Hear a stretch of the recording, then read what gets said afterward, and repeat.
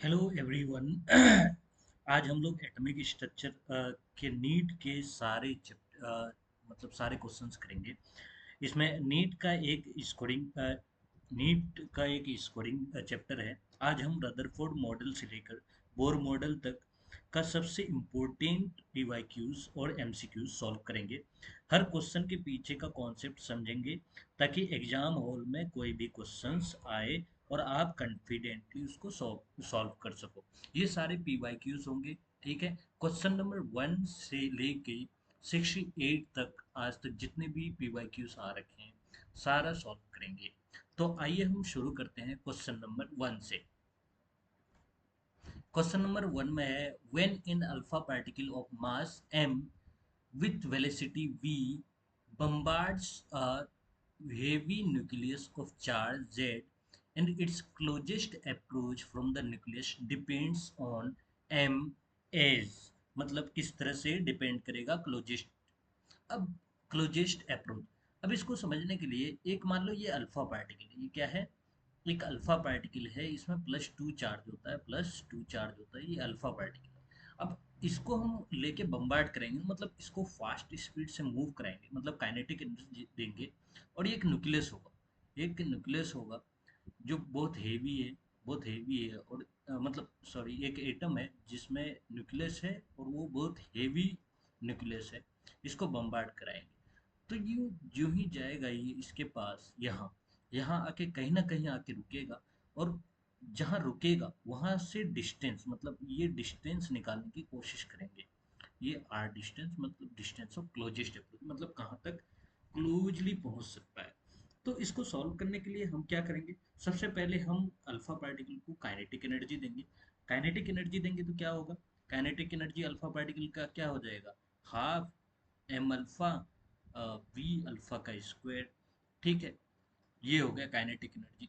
अब जब यहाँ पहुंचेगा तो दोनों रेस्ट पे आ जाएगा। ये तो ऑलरेडी रेस्ट पे है क्योंकि ये हैवी है और ये हल्का है। यहाँ आके रेस्ट में आ जाएगा, फिर रिट्रेस करेगा अपने पाथ को, मतलब वापस आएगा।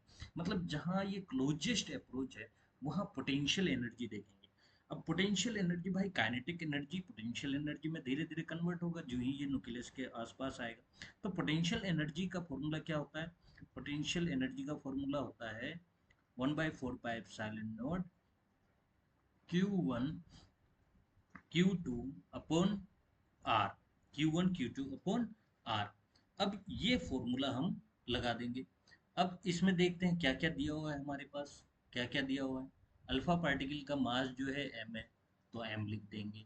ठीक है, वेलोसिटी मान लो v है तो v लिख देंगे। 1/4 pi epsilon not, 1/4 pi epsilon not लिख दिया। अब क्या लिखेंगे? Q1। भाई Q1 कितना है? भाई अल्फा पार्टिकल, मतलब अल्फा पार्टिकल का चार्ज कितना है? 2 इलेक्ट्रॉन, 2 इलेक्ट्रॉन है मतलब पॉजिटिव में। ठीक है, और फिर इसका न्यूक्लियस में भाई प्रोटॉन ही तो होगा। तो प्रोटॉन का चार्ज कितना होगा भाई? जेड एटॉमिक नंबर है उसमें जेड प्रोटॉन्स होंगे। जेड प्रोटॉन्स हर एक में चार्ज ई होगा, प्लस ई। ठीक है, प्लस ई होगा तो प्लस ई यहाँ लिख दीजिए, फिर अपॉन आर लिख दीजिए। ठीक है, डिस्टेंस ऑफ क्लोजेस्ट अप्रोच ये हो गया।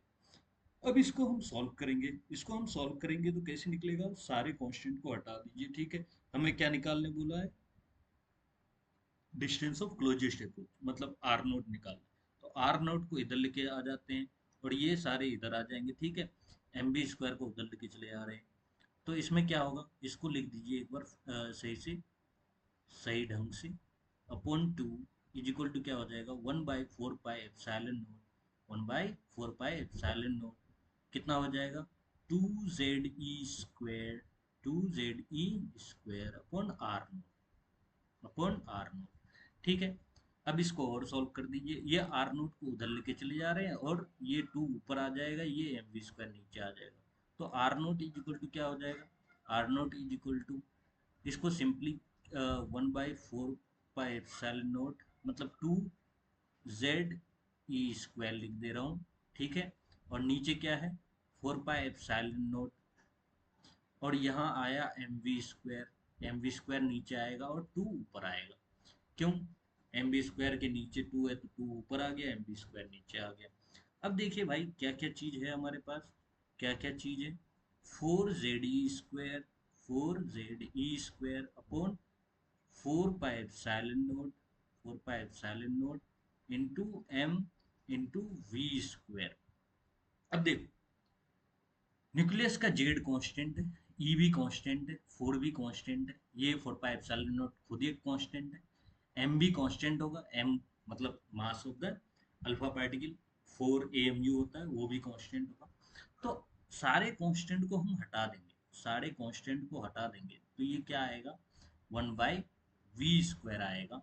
ठीक है भाई, प्रोपोर्शनल साइन लगा दिया सारे कांस्टेंट की जगह। अगर कांस्टेंट या प्रोपोर्शनल साइन को हटाएंगे तो कांस्टेंट आ जाएगा। ठीक है, तो डिस्टेंस ऑफ क्लोजेस्ट अप्रोच कितने पे डिपेंड कर रहा है, इस पे, या फिर डिस्टेंस ऑफ क्लोजेस्ट अप्रोच मास पे डिपेंड कर रहा है, कैसे, और सारे को हटा दीजिए तो किस पे डिपेंड करेगा, मतलब mass of the alpha particle पे डिपेंड करेगा, mass of the alpha particle पे। अब देखिए ये ऑप्शन कहाँ है, ये भी ऑप्शन कहाँ है, ये नेक्स्ट क्वेश्चन में आएगा। ठीक है, इसलिए यही बता दिया इसको। तो ये ऑप्शन कहाँ आएगा आपका, आर नोट जो है इन्वर्सली प्रोपोर्शनल टू एम पे डिपेंड कर रहा है, R is equal to inversely proportional to M पे डिपेंड कर रहा, मतलब ऑप्शन सी हो जाएगा आपका आंसर। ठीक है भाई मेरे, नेक्स्ट क्वेश्चन करते हैं हम। नेक्स्ट क्वेश्चन है, नेक्स्ट क्वेश्चन है, an alpha particle of mass of energy, एक अल्फा पार्टिकल है और उसकी एनर्जी कितनी है, हाफ एम बी स्क्वायर, और वो बम्बार्ड्स कर रहा है heavy nucleus को of charge Ze, and the distance of closest approach of the alpha particle will be proportional to, क्या हो जाएगा, इससे पहले कौन सा ऑप्शन था, कौन सा ऑप्शन था, इससे पहले भी वही क्वेश्चन था, 1/m। भाई 1/m ही होगा, 1/m ही होगा, ये तो होगा नहीं, ये भी देख लिया, ये भी नहीं होगा, ये भी ऊपर ही था, ये हो जाएगा 1/m। ठीक है, आप पिछला सॉल्यूशन देख लो, वहीं से पता चल रहा है कि 1/m होगा या फिर 1/v² होता, लेकिन 1/v² तो है नहीं, z ऊपर था, Z E², 4ZE², ये भी ऊपर था तो ये भी नहीं होगा, ये नीचे है, इसलिए ये गलत है। ठीक है, सी